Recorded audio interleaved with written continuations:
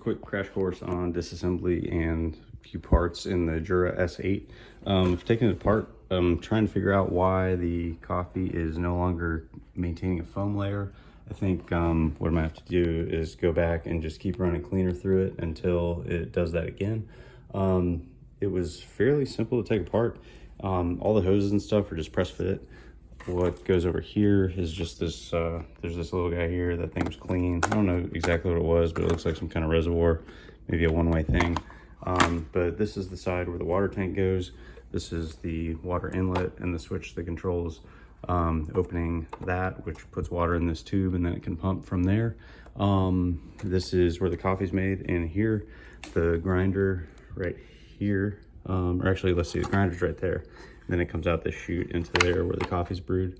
Actually, that might be the discard, but I'm not sure. Either way, this is where all the grinding takes place. This is your power button switch. Let's see, looks like it's probably a relay of some sort.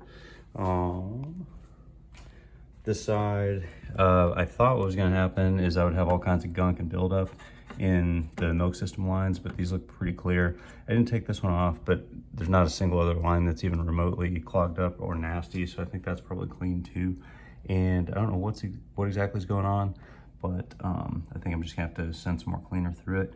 You can see some additional plumbing down here. This is the motor, I think, for the grinder. This is the heater, I'm pretty sure. Back in here, there's just like a metal heat sink. Nothing really happens if you take it apart. Just a washer. It's a little tricky to make sure it goes back on straight.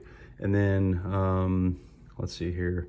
There's some kind of manifold here for the milk system or whatever. I don't think that's gunked up either, because I took off one of the hoses and it looked good. This front part here, you just disconnect this hose, and then this whole front area swings out, lifts off from the other side where it's hinged.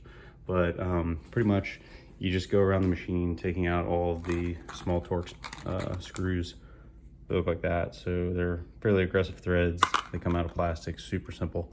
And then the linchpin to the whole thing is in the back. In these two spots, there is something, I guess, called an oval key, or basically a screw with a slightly ovular head.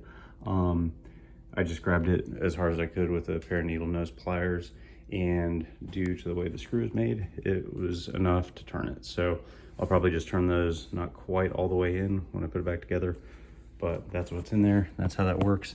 I'm not gonna mess with it, but it looks to me like if you wanna take out this whole entire assembly, which I think has to do with where the coffee's made and then how it's ejected down here into the discard tray, there's a bunch more Torx in here, and I think this whole unit might just slide out like that and somehow disengage from this this chute. Yeah, it looks like the chute just would lift out. So fairly straightforward, but that's how it works.